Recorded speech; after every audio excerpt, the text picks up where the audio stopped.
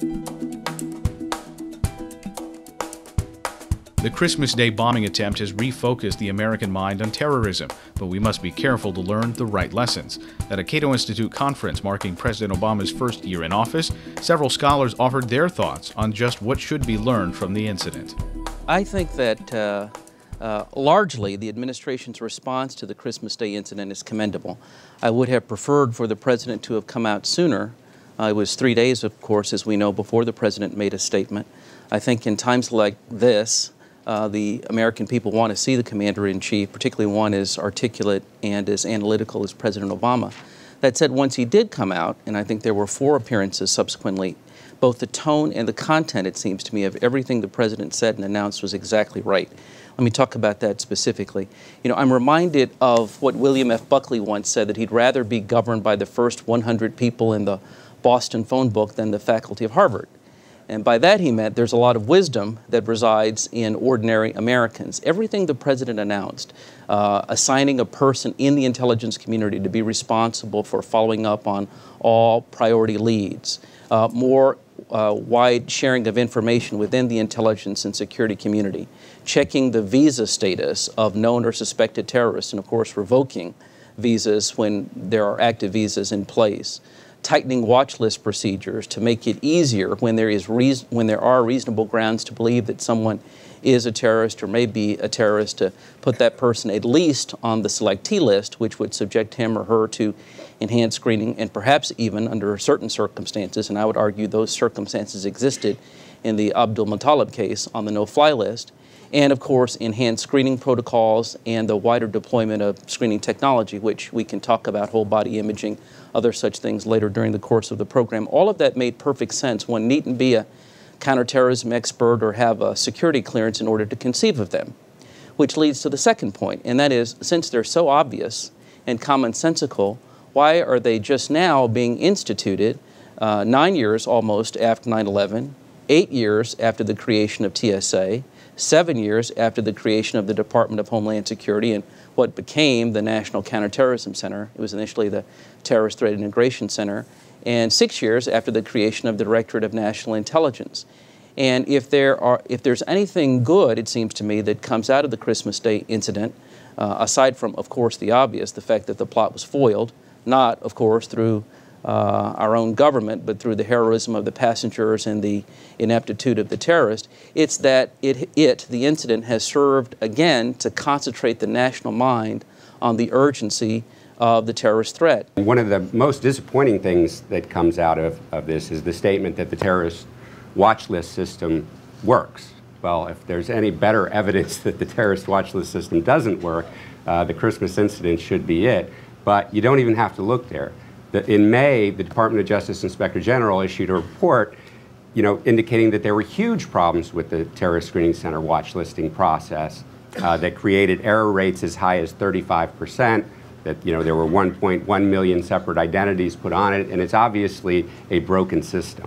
And that needs to be completely repaired. And to get to why that is a broken system, I think is very important.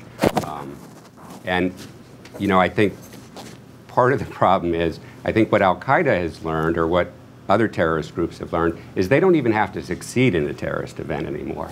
They can claim credit for a failed terrorist attempt, and it gets the same reaction. And I think one of the things I think President Obama did well was very quickly get the facts out, which was different from the 9/11, as far as what were the actual breakdowns that allowed this to occur, so that we can hopefully have an adult conversation about what needs to be done to repair those problems, rather than sort of knee-jerk problems or solutions to problems that don't exist. But unfortunately, the statements that have come out of the intelligence community and sort of the options that were given for what to repair don't reflect those problems. Things like body scanning, things like adding more names to the terrorist watch list. Well, if you look at what actually happened, those are not necessarily the best solutions, or even adequate solutions for what the problem is. So, I hope that that we have an opportunity to completely review what is still wrong with the intelligence community so we can actually get to solutions that help us and don't help our enemies. And whether it's overreaction or underreaction, I think what we want to make sure is the reaction is correct to address the threat as it exists rather than as you know, different either political or commercial interests would mythologize it. I think as I look back on the Christmas attempt, for us, it's certainly a reminder of what a perfectly engineered manipulation of the body politic acts of terrorism are.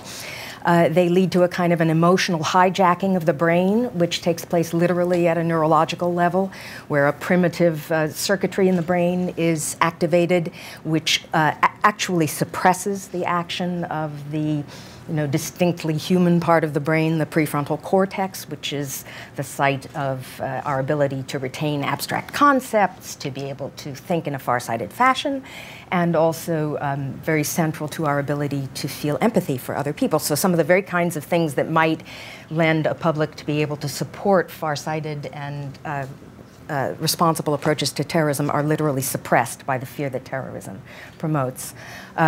Terrorism also activates some very basic schemas that make us think that extreme measures are necessary.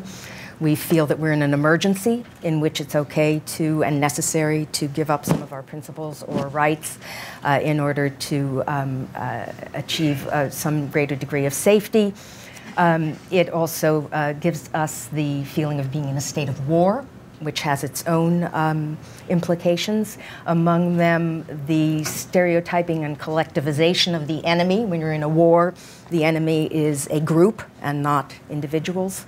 So that's another schema that gets activated. And in addition, it exploits our tendency to circle the wagons and to look to authoritarian leaders for guidance. So there are some very profound effects of terrorism on public thinking that have to do with fear, that have to do with the activation of a sense of being at war. So for us, as we look at the president and the administration's response to the Christmas attack, one set of questions has to do with whether, when leaders embrace or otherwise acquiesce to fear-inducing frameworks within which to understand events, like a war, is it going to be possible for those same leaders simultaneously to build public support for far-sighted, sensible, responsible approaches to terrorism?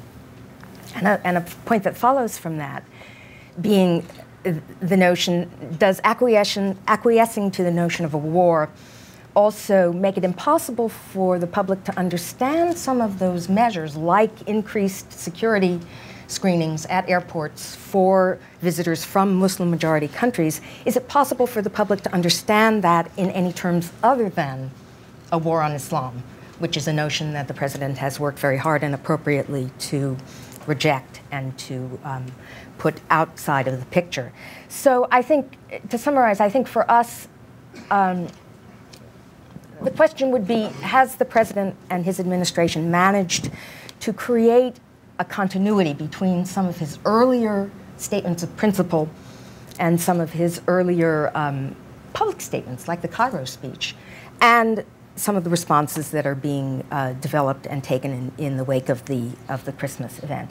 So we see this creation of some continuity in a larger picture among all of the elements of the president's counterterrorism strategy as a really important challenge before him at this point. It's very easy to look at the Christmas bombing and say, oh, there was a failure here, right?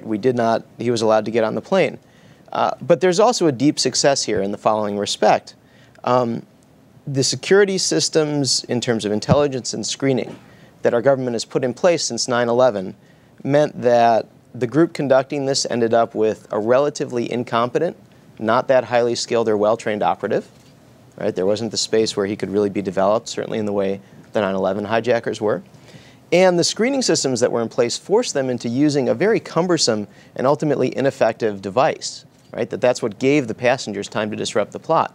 So we can look at this and say, oh, this was a terrible failure, or we can look at it and say, compared to what would have been possible 5 to 10 years ago, this is, we've come quite a long way. No matter how assiduously we try to reform bureaucracies and organizations, and no matter how many heads we find to roll, such incidents will happen.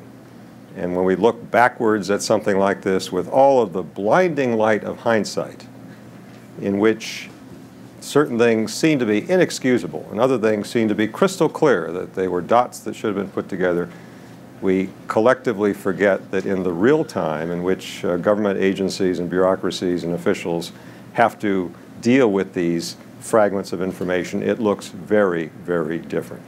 We've been through this all before.